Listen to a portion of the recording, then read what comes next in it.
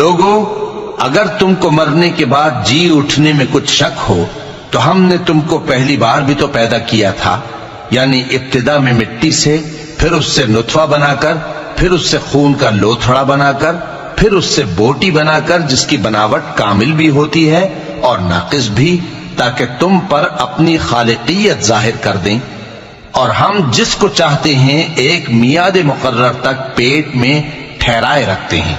پھر تم کو بچہ بنا کر نکالتے ہیں، پھر تم جوانی کو پہنچتے ہو، اور بعض قبل از پیری مر جاتے ہیں،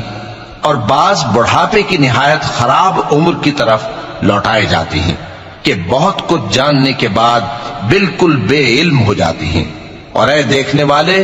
تو دیکھتا ہے کہ ایک وقت میں زمین خشک پڑی ہوتی ہے،